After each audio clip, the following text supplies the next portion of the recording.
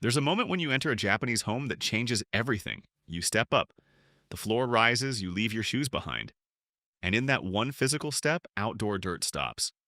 Street grime never enters. The mess that would spread through your entire home gets contained in 3 square feet. That's just one of 13 systems. Small decisions built into the structure of daily life that make mess nearly impossible. Today, we're counting down all 13 Japanese habits that make messy homes impossible. Some will feel obvious once you see them, others will completely flip how you think about your home. And number one, it's not about organization, it's about intention. Number 13, the entrance barrier. Let's start with that step I just mentioned. In most Western homes, dirt from the sidewalk ends up in your bedroom. Pollen from the yard settles on your couch. We track outdoor grime through our entire living space without thinking twice. But here's the interesting part. Japanese homes have a physical threshold at the entrance. It's called the genkan. The floor actually drops down at the door. You can't miss it because your body feels the step up into the clean zone. Shoes stop there. Always. Outdoor jackets get removed. Bags get set down. The mess never makes it past that 3 foot barrier. Research shows outdoor contaminants spread throughout most Western homes. Japanese homes, the dirt stays contained to one small area by the door. Now think about that. We vacuum constantly. We mop every week. We're fighting contamination we invited in ourselves. They prevent it at the source. One barrier at the door saves hours of cleaning inside. Number 12, the daily air reset. Here's something we get completely wrong. We seal our homes tight for heating and cooling. Then we wonder why everything smells stale, why mold appears in bathroom corners, why dust seems to regenerate overnight. We're living in closed boxes. Japanese homes open their windows every single morning, 5 to 10 minutes. It's as automatic as making coffee. Fresh air circulates, humidity escapes. The home resets daily. And this changes everything. Stagnant air holds significantly more dust than moving air. Trapped moisture creates the mold problems we spend hundreds fixing later. A woman in Osaka opens her windows every morning at 7, even in winter, even for just 5 minutes. Her home is 40 years old. Zero mold. No musty smell. Meanwhile, homes in Seattle with similar rainfall pay for mold remediation every few years. But wait, we think closing windows keeps our homes cleaner. It does the opposite. Trapped air is dirty air. 5 minutes of fresh air beats a lifetime of scrubbing mold. Number 11, the indoor uniform. Most of us wear the same shoes from the grocery store to the garden to the living room couch. Or we go barefoot and wonder why our floors always feel gritty. There's no middle ground. Japanese homes use indoor slippers, separate from outdoor shoes, separate from bare feet. They stay inside and never touch pavement. Now think about that. Indoor slippers create a psychological shift. You're now in home mode, not outside mode. They protect floors from body oils and foot sweat that attract dirt. And here's where it gets interesting. Different slippers for different rooms. Bathroom slippers never leave the bathroom. In a Tokyo apartment, there are slippers by the entrance, slippers in the hallway, and separate slippers waiting outside the bathroom door. Sounds excessive until you realize their bathroom floor has never needed scrubbing. We think slippers are about comfort. They're actually about contamination control. Each room stays clean because nothing transfers between them. Change your shoes, change your entire home's hygiene. Number 10, the intentional empty surface. Every flat surface in most homes becomes a dumping ground. Kitchen counters collect mail, keys, random gadgets. Coffee tables disappear under remotes and magazines. We lose usable space to visual noise. But here's the interesting part. Japanese homes keep surfaces intentionally empty, not through constant tidying, because items aren't allowed to land there in the first place. Everything has a designated spot that's not the counter.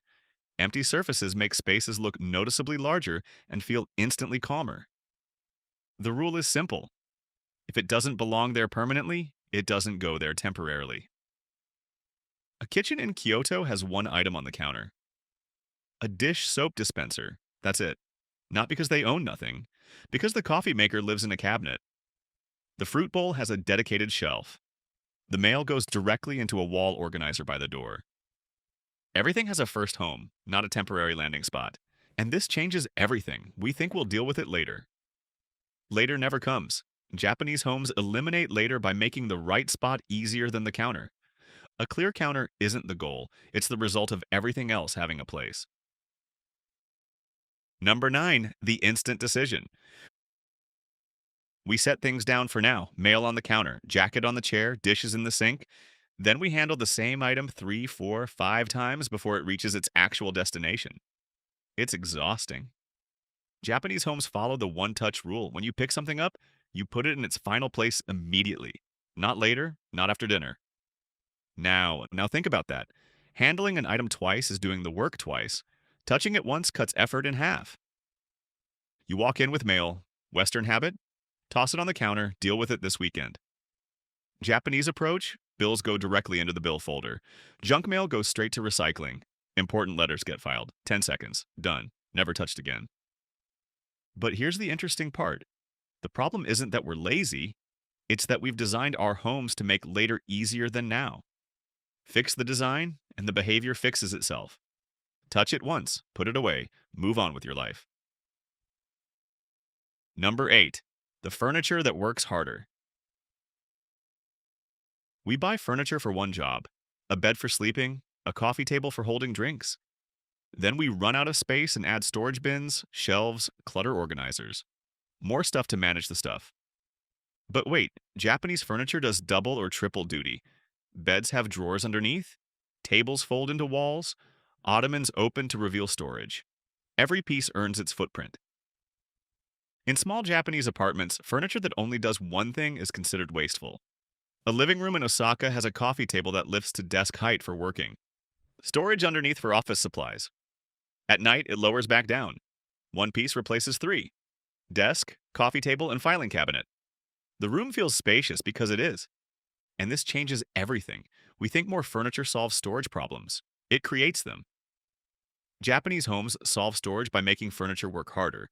If your furniture only does one job, it's not earning its space. Number 7, the vertical takeover. We spread out horizontally, bins on the floor, shelves half empty at eye level. We trip over things because we're not using the most available space. The walls, Japanese homes go vertical: floor to ceiling shelving, wall mounted hooks, magnetic strips, hanging organizers. If there's a wall, it's working. Now think about that. Most rooms have far more vertical space than floor space, yet we barely use it. Going vertical keeps walkways clear and makes small rooms feel larger. A Tokyo kitchen has a magnetic knife strip, a hanging pot rack, wall mounted spice shelves, and hooks for utensils. The counter is empty, the drawers are half empty. Everything you need is visible and within arm's reach, just on the walls instead of the counter. But here's the interesting part. We pay for floor space, then cover it with storage. Japanese homes pay for floor space and leave it empty. Your walls are doing nothing. Put them to work. Quick thing. If you're enjoying this so far, go ahead and tap like. It tells YouTube you want more of Japan's clever everyday habit, and if you love discovering things you didn't even know existed, hit subscribe so you don't miss the rest of this list. Trust me, the next ones are even cooler. Number 6, the anti-waste philosophy. We buy things just in case. We keep things because they still work. We accumulate backups, duplicates, items we might need someday. The clutter isn't from mess, it's from overconsumption.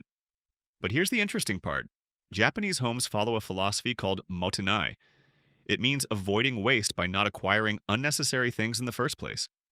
If you don't truly need it, don't bring it home. The best clutter is the clutter you never buy. Japanese homes tend to have noticeably fewer possessions than comparable Western homes.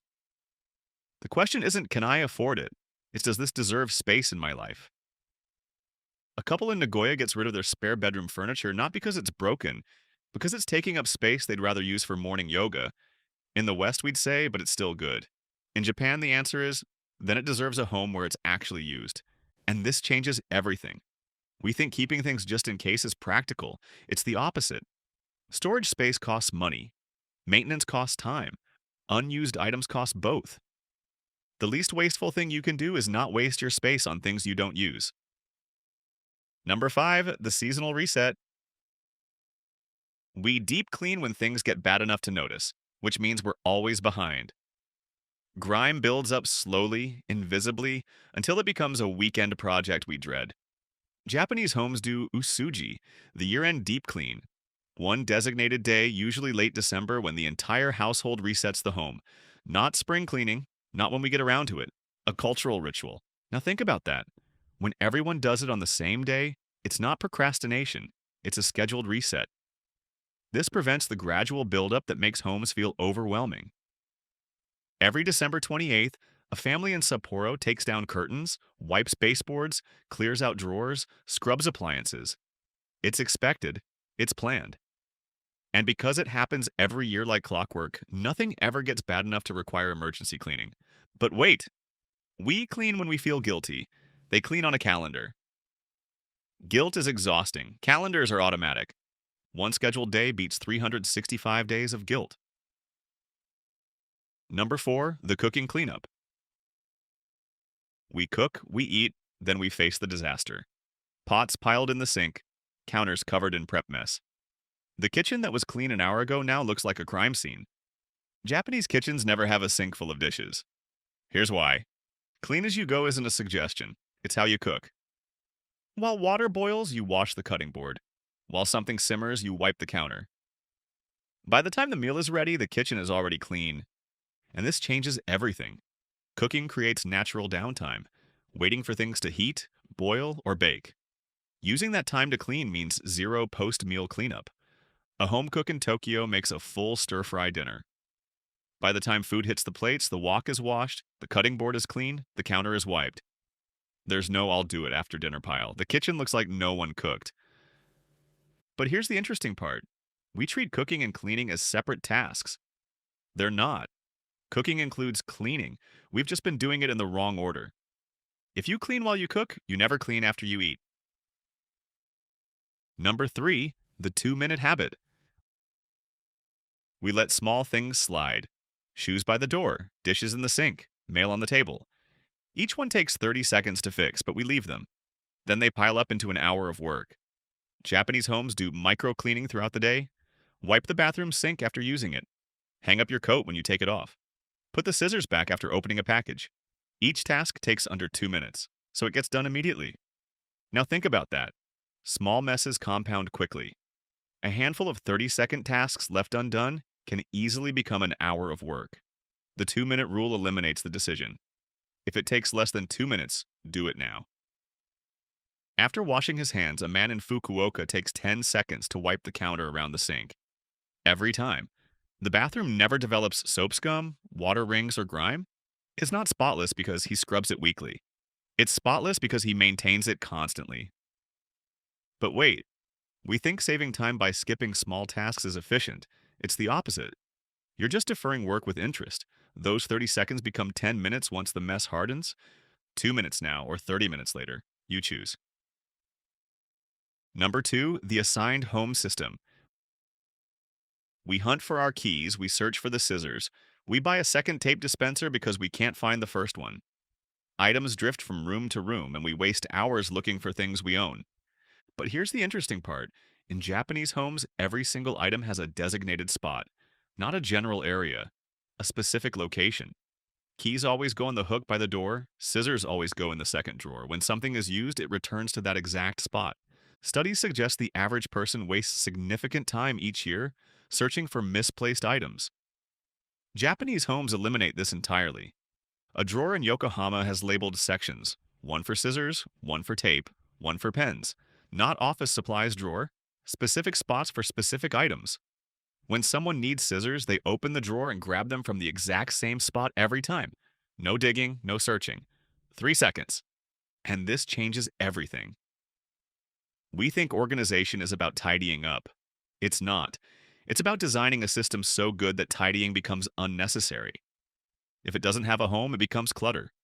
Give everything an address. Number 1, the intentional life system.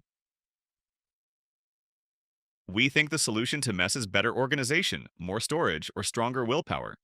So we buy bins, make resolutions, and fail within weeks. Because we're treating the symptom, not the cause.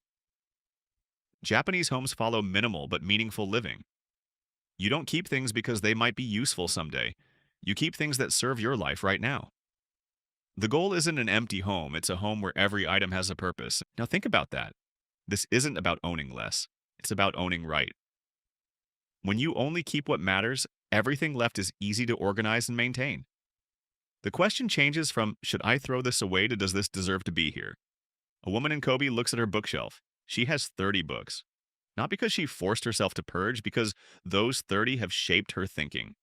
The rest she read, appreciated, and released. Her home isn't empty, it's intentional. Every object you see has a reason to exist. But here's the interesting part. We've been taught that having more options is better. It's paralyzing. Japanese homes prove that less choice, more intention creates the clarity we're actually searching for. And this changes everything. A messy home isn't a cleaning problem, it's a decision problem. And when you decide what matters, the mess disappears on its own. So that's the difference. 13 systems, most of them free, all of them practical. And here's the thing, you don't need to do all 13. Start with one.